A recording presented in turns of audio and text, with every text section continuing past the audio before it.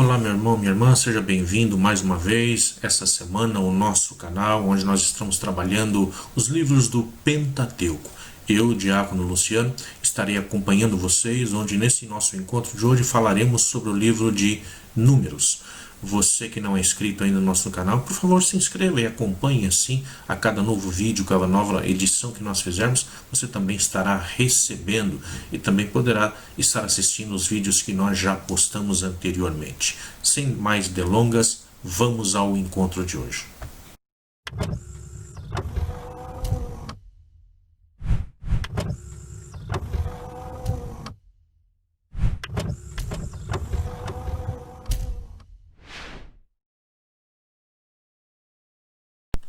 Muito bem, então. Estamos aqui reunidos novamente e vamos falar primeiramente sobre o nome, Números. Esse livro, ele recebe esse nome de Números na nossa tradição católica, na tradição cristã.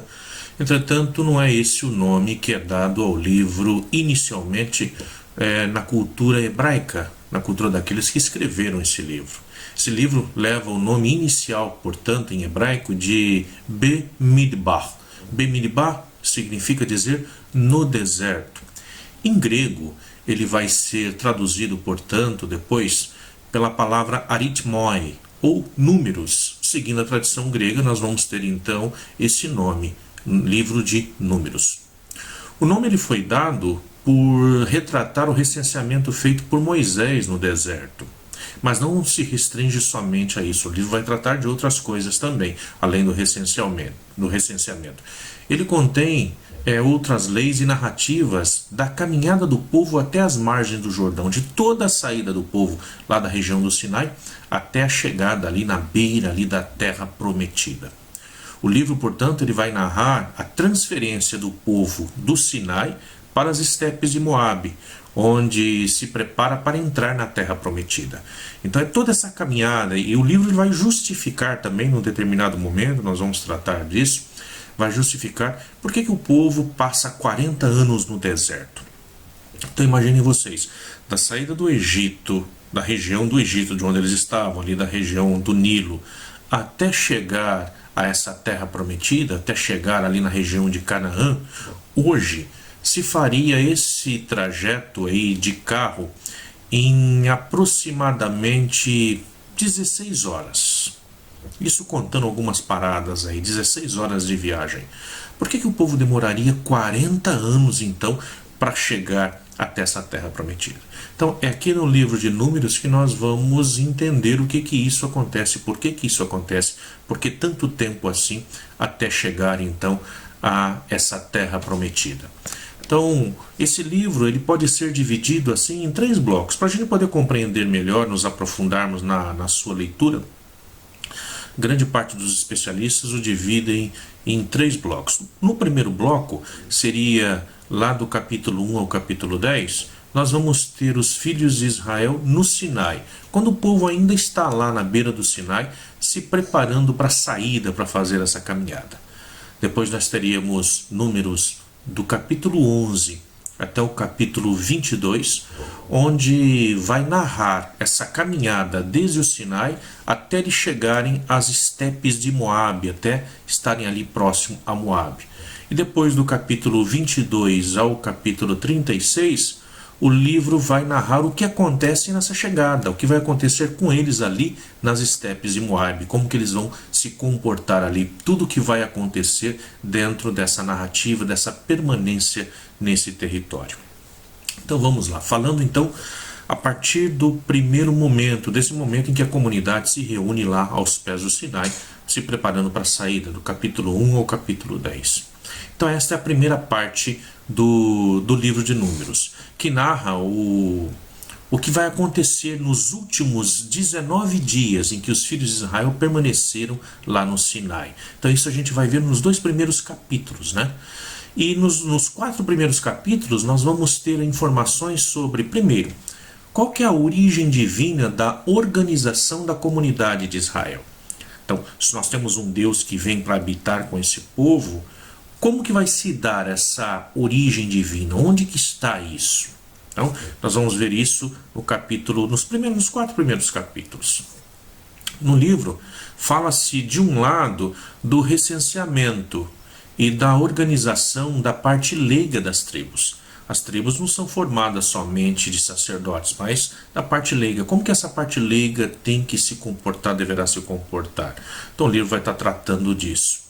E por um outro lado, também das 12 tribos, nós vamos ver que vai se tratar do recenseamento e da organização da parte sagrada das tribos. No caso, os levitas. Isso a gente consegue encontrar mais propriamente dito ali no capítulo 1 ou capítulo 2, se centraliza mais essa narrativa. Então, qual a função dos levitas? O que eles vão estar fazendo? Qual que é a função da outra parte, das outras tribos que não fazem parte do religioso, do sagrado? Então, como eles devem se comportar? Então, por isso, vai se tratar através desse grande recenseamento, onde vai se fazer uma contagem dos homens que estão aptos para a guerra, que estão aptos para as armas, para poder entrar em combate. Afinal de contas, Israel, ele está tomando consciência a partir desse instante da sua realidade enquanto povo, assim como os outros povos. Então, um povo que tem agora que se proteger. Então, feito o levantamento, todos agora, tanto o povo e os ministros sagrados, depois que o recenseamento está pronto, eles veem que eles podem partir agora com a bênção sacerdotal, né? Porque não pode se tomar a decisão de sair antes de ter a bênção sacerdotal. Uma vez passados esses 19 dias que agora eles receberam a bênção, eles podem partir então em direção às estepes de Moabe. Assim, entende-se a prescrição de afastar os impuros, né? Quando a gente fala dos impuros, a gente fala das questões das doenças contagiosas e os pecadores, né? Afastar esses impuros do acampamento. Esses 19 dias são importantes para isso, com essa bênção sacerdotal que vai estar afastando isso do meio do povo. E por que isso? Pois Deus é santo.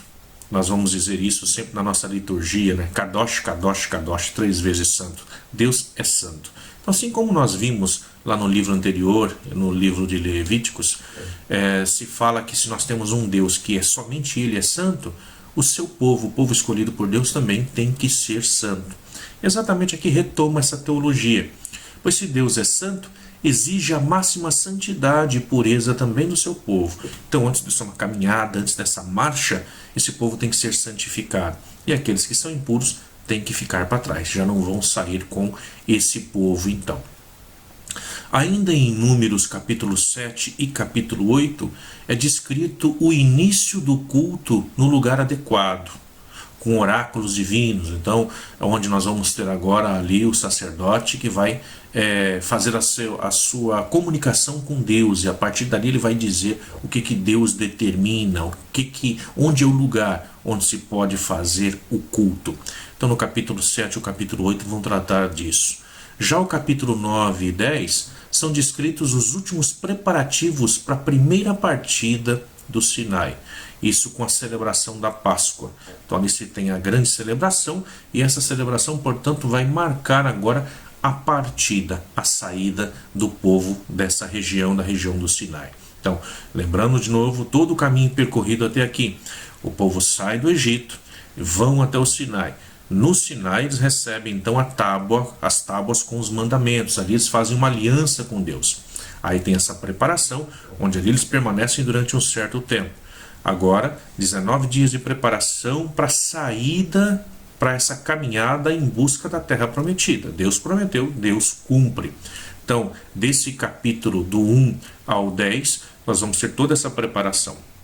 E aí nós vamos agora falar um pouquinho do capítulo do 11 ao 22, onde a comunidade dos filhos de Israel estão agora no deserto, nessa caminhada pelo deserto, desde o Sinai até chegar lá na região de Moabe. Essa é a parte mais importante do livro dos Números. Apesar de tudo que foi mencionado sobre a santidade de Deus nos encontros passados e mesmo nesse encontro de hoje, o povo ele oferece resistência durante a marcha pelo deserto. Então o que acontece? Deus é santo. O seu povo tem que ser santo. Mas no deserto o povo começa a oferecer resistência. Basta bater a primeira dificuldade e o povo se volta contra Deus. O povo começa a questionar. Será que Deus está no meio mesmo do povo? Será que Deus permitiu que o povo sofresse? Se Deus ama esse povo, por que trouxe ele para sofrer no deserto? Então veja, as mesmas murmurações que tinha lá no livro nós encontramos no livro do Êxodo, agora volta a acontecer novamente aqui no livro de Números. Então nessa nova marcha são colocadas as grandes etapas do itinerário como fórmulas de estilo sacerdotal. Então aqui nós vamos ter agora, a partir desse ponto, o livro que vai narrar tal como os filhos de Israel partiram. Então vai dar aquela ênfase, né? Os filhos de Israel partiram, deixaram agora a região do Sinai. Ou e chegaram. Então o autor vai estar sempre trabalhando dessa forma, o narrador dizendo, e eles chegaram até tal lugar. Ou então, e acamparam. Eles precisaram parar e acampar. Então nós vamos ver várias passagens onde eles param por um momento para descansar simplesmente e depois dão continuidade a essa caminhada. Há também no livro indicações topográficas que ajudam na reconstrução do itinerário. Algumas passagens que vão nos apresentar onde eles estavam, de onde eles partiram, para onde eles estavam indo. Por exemplo, se nós pegamos lá em Números capítulo 10 e 12, vai estar no Sinai ao deserto de Farã. Então, esse é o trajeto que eles estão fazendo, o caminho que eles estão. Então, vai começar dizendo assim, no segundo ano, no segundo mês, no dia 20 do mês, então onde vai estar se tratando. Depois vai se falar da saída do Egito, né? Depois da saída do Egito, o povo coloca-se a caminho como uma marcha triunfal ou uma imensa procissão, o que dará o tom a todas as procissões posteriores, tudo aquilo que o povo vai fazer depois. E mesmo as nossas procissões nos dias de hoje, quando nós fazemos essa marcha como se fosse uma marcha realmente triunfal, onde o povo de Deus caminha e Deus é quem vai à frente. Quando nós pegamos os capítulos 2, 9 e 10, a caminhada ela passa a ser narrada de uma forma surpreendente e fantástica. Então nós temos a sucessão das tribos, o som das trombetas, o lugar dos estandartes que tem que ir no meio do povo. Tudo parece indicar uma parada militar. É como se fosse um grande desfile militar. Então esse grupo todo aí nesse desfile, nessa parada, com coisas grandiosas. Tudo isso tem um sentido e significado, pois agora, quem é que está caminhando com eles? É a Arca da Aliança. Então a Arca da Aliança acompanha o cortejo. Se isso acontece, tem que ser com banda, tem que ser com trompete, tem que ser com música, tem que ser algo triunfal, pois Deus está caminhando no meio do povo, dentro da Arca da Aliança. Moisés, ele sublinha o sentido religioso de tudo isso. Quando nós temos várias passagens que vai dizer assim, né? Quando a arca partiu, disse Moisés, levanta-te, Deus, e seja dispersos teus inimigos. Então, quando a arca vai partir, Moisés se comunica com Deus para pedir a ele, se levanta, né? Se levanta contra os nossos inimigos, aqueles que nós vamos encontrar pela frente. Ou então, no lugar onde eles param para repousar, Moisés novamente volta a dizer, volta, Deus, para as multidões de milhares de Israel. Vocês podem conferir na Bíblia de vocês, lá em Números capítulo 10, versículo 35 e 36, onde Moisés então se dirige a Deus nesses momentos em que o povo para descansar, nesses momentos em que o povo se levanta para continuar a caminhada, porque a caminhada pelo deserto não vai ser uma caminhada fácil. Pelo deserto, rumo à Terra Prometida, tem algumas pequenas paradas, só que essas paradas são apenas para o tempo de repouso, não para fixar morada. Só que o trajeto escolhido por Moisés para fazer esse caminho não é o trajeto mais curto, é o trajeto mais longo. Então, tornando o caminho uma verdadeira estada no deserto. Eles vão ficar durante muito tempo, em vez de fazer o caminho reto, eles estão fazendo todo um trajeto passando por toda a península do Sinai, cruzando para a Transjordânia, para depois voltarem e chegarem até a Terra Prometida. Então, nesse trajeto escolhido, Moisés dirige-se primeiramente aos Madianitas, que é uma tribo do deserto aliada desse povo de Deus, uma tribo no qual Moisés já havia estado com eles, antes de vir e de receber a proposta de Deus, de se tornar esse profeta e de libertar o seu povo. Em Números 12, nós temos essa informação da murmuração de Maria, ou Miriam, né? Vamos conhecer por Miriam, a irmã de Moisés. E temos também a informação da sua punição. Aqui entra um dado interessante também, que seria interessante a gente nos aprofundar quando vocês tiverem um pouquinho de tempo de ler isso. Nessa narrativa, nós vamos ver que tanto Miriam como Arão, eles estão murmurando contra Moisés por ter se casado com uma mulher etíope. E somente Miriam é que é punida por Deus. Então, nesse capítulo, nos é apresentada a punição de Miriam por ter aí murmurado contra Moisés. Então, só a mulher é que é punida, o homem não.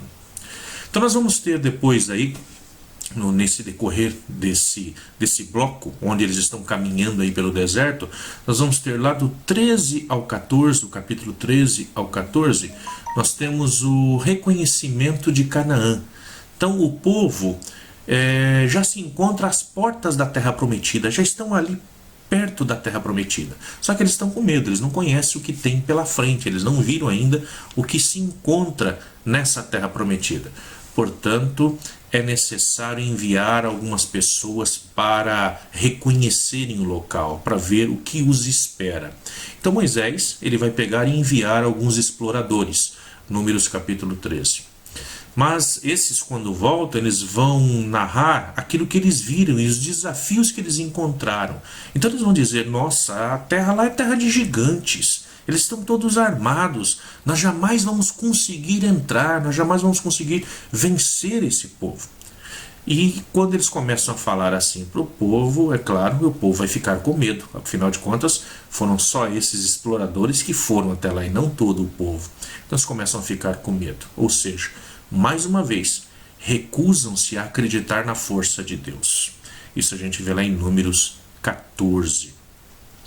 Aqui se procura justificar, portanto, nesse capítulo, os 40 anos no deserto. Ou seja, como esses não acreditaram que Deus é aquele que vai colocar o povo na terra, que esse Deus é aquele que vai vencer os inimigos e ficaram com medo, portanto, de entrar, Deus vai puni-los. E como punição, nós vamos ter os anos correspondentes aos dias em que os batedores permaneceram na terra prometida.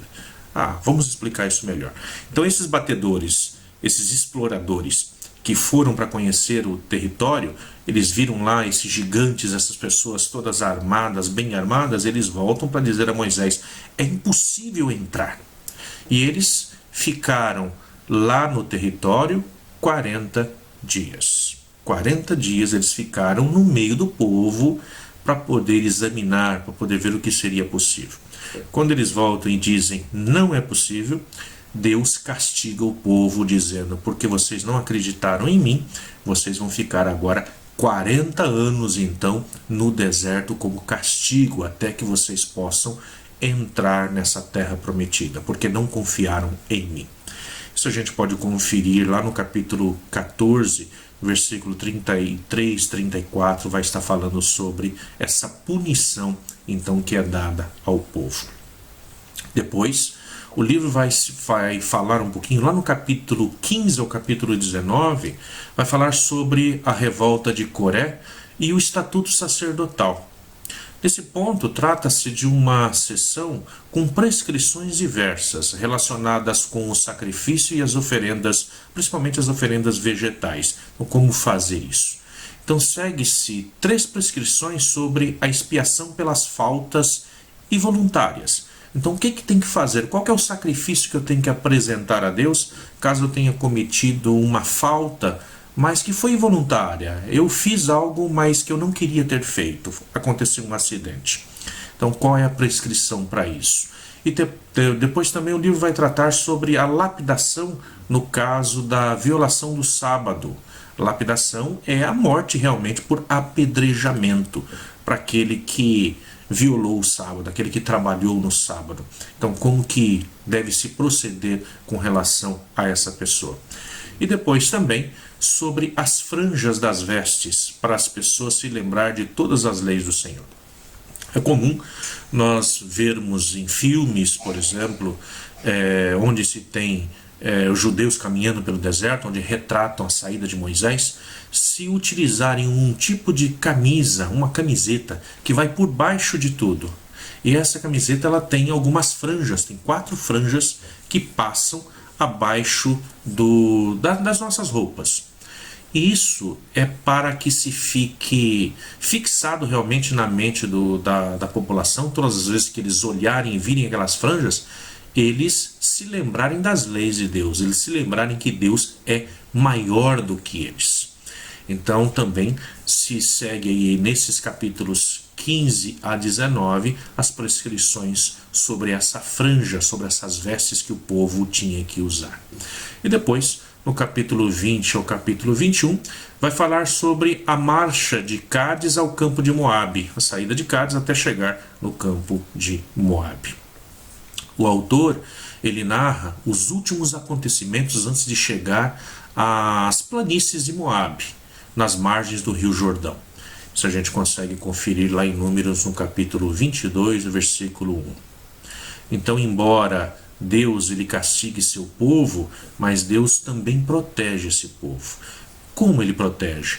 Provendo água durante esses 40 anos no deserto e libertando de desgraças. Então a gente vê no Números, no capítulo 21, no versículo 13, no versículo 14, lá no capítulo 24, então vai estar no versículo 24, vai estar tratando disso, como que Deus ajuda esse povo, né? E no final vai tratar, assim como Deus libertou o povo, fazendo com que o povo atravessasse o Mar Vermelho, novamente, contra outros povos aqui no deserto, Deus é aquele que vai vencer os inimigos. Então, se o povo confia em Deus, Deus é aquele que vence todos os seus inimigos. E depois, no nosso último bloco, o último grande bloco é que nós vamos ter Números, do capítulo 22 ao capítulo 36, onde o povo já está nas estepes do Moabe, já está ali aos pés do monte Moabe, já está ali pronto para entrar na terra prometida. Então, esses capítulos que seguem agora vão tratar dessa última parte do livro de Números e indica claramente um lugar geográfico. Se a gente olhar lá em Números capítulo 22, versículo 1, a gente vai perceber isso, né? É um ponto em que o povo se encontrava, naquele lugar, ali nos estepes. Então, agora a manobra de posse vai acontecer, portanto, na Transjordânia. Eles estão lá na Transjordânia e ali, a partir dali, eles têm que entrar na Terra Prometida. Então, nesse contexto, foram preservadas informações sobre o santuário de Baal-Fegor, tá? Um grande santuário que foi erigido naquela região. Isso nós só vamos encontrar no livro de Números, lá no capítulo 25. Esse livro também nos apresenta a importante história de Balaão. Vocês já devem ter escutado falar na mula de Balaão, aquela que vai ficar no meio do caminho, vai parar no meio do caminho, porque ela não vai querer passar sabendo que o anjo do Senhor está à sua frente. Então ela não desafiará Deus, enquanto que Balaão, aquele que está montado na mula, esse sim vai querer desafiar. E essa mula então vai jogá-lo ao chão. Isso a gente vê lá em Números capítulo 22 ao 25, vai estar narrando essa história. Nós temos também os documentos sobre os pais de Jazer e de Galaade, em Números 32. Então vejam só, o povo ele enfrentou batalhas e inimigos como Seom e Og, mas ninguém pôde conter a sua marcha vitoriosa, pois Deus é o Deus que caminha com o povo. Portanto, o povo se retoma a marcha para tomar posse da terra prometida. Então, a partir dali das estepes de Moabe, eles tomam essa marcha novamente agora para entrar na terra prometida, tomar essa terra prometida. Está totalmente renovado o povo. Isso é um dado interessante. Quando a gente pega lá Números do capítulo 23, 24, a gente vai percebendo isso. Aquele povo que saiu do Egito, ele morre no deserto. Por isso também os 40 anos no deserto. 40 anos é um número que significa, não o número em si, 40 anos, mas significa uma totalidade. Quando nós pegamos o número 40, por exemplo, se vocês pegam isso no tempo de Jesus, nós vamos ver que Jesus ele ficou 40 dias no deserto. Vamos pegar em outras narrativas, como lá no livro do Gênesis, nós tivemos o grande dilúvio, que foi durante 40 dias e 40 noites.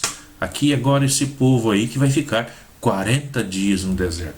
Será que os narradores da Bíblia, os autores, não sabiam outro número, não? Tinha que ser sempre 40? Mas o número 40 ele tem um significado teológico.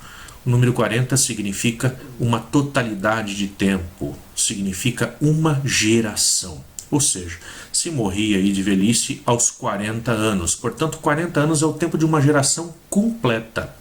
O que significa dizer isso? Significa dizer que aquele povo que saiu do Egito, aquele povo que estava lá no Egito e que sai junto com Moisés, nenhum deles entra na terra prometida. Quem entra na terra prometida é a renovação desse povo. Portanto, são os filhos daqueles que pecaram no deserto, daqueles que murmuraram no deserto. E com a ajuda de Moisés, souberam evitar a contaminação dos cultos pagãos. Isso nós vemos lá em Números também 31, do 13 ao 24. Moisés é aquele, portanto, que vai ajudar o povo nessa caminhada. Então, aqueles todos que tinham vícios antigos, vícios trazidos do Egito, esses são renovados agora. Portanto, esses 40 anos no deserto representam exatamente essa renovação agora da aliança, a renovação do povo. Então, são os filhos daqueles que agora entram na terra prometida, e entram na terra prometida sem os vícios antigos, os vícios das murmurações que o povo fazia, porque tinham adquirido isso lá no Egito e os seus falsos deuses. Então agora é um novo povo que vai estar entrando aí. Deus renova a aliança, portanto, com os filhos daqueles. Moisés, em determinado momento, portanto, agora já chegando aí, no livro de Deuteronômio nós vemos isso, vamos ver isso. Moisés ele vai instituir Josué como seu sucessor. Afinal de contas, Moisés também não poderá entrar na terra prometida, porque também ele faz parte daquele povo que saiu do Egito. Isso a gente vê aí em Números, no capítulo 27, versículo 12 ao 23, o momento em que Moisés vai instituir então Josué, que vai ser o novo líder. Então faz um novo recenseamento, já nessa época, com vista à guerra da conquista. Então percebendo que, olha, nós precisamos agora ver quais são os homens aí aptos para uma possível guerra, para nós podermos conquistar a terra. Então nesse instante agora é feito um novo recenseamento. Josué é um daqueles que foram até a terra de Canaã e que foram como exploradores lá, para ver se realmente era possível invadir o território. E ele é o único que, ao voltar, ele não vai murmurar dizendo que o povo era invencível, que eram gigantes e que tinham grandes armas. E exatamente então a esse Josué que Moisés vai escolher para lhe suceder, para tomar o caminho, para conquistar a terra de Canaã. Isso a gente vê lá em Números, no capítulo 26. Então, se estabelece como será a divisão da terra. Então, no livro de Números, aí já vai estabelecer quem vai ficar com qual parte da terra, assim que ela for tomada, assim que ela for dominada. Então, esse é o livro de Números, que nós apresentamos aqui rapidamente para vocês nesse nosso encontro. É um livro que muitas vezes parece até ser um livro assim difícil de ler, porque a leitura vai se tratar desse recenseamento, se falando de muitos números, falando de nomes, falando de marchas, mas ainda assim é um livro que nos traz muita coisa que tem a acrescentar na nossa vida para compreendermos tudo que vai suceder depois a vida desse povo na terra prometida. Muito bem, esse nosso encontro é isso que nós podemos passar para vocês, no pouco tempo que nós temos, e espero poder ter ajudado, contribuído para o conhecimento de vocês, o aprofundamento sobre essas matérias bíblicas com relação ao Antigo Testamento.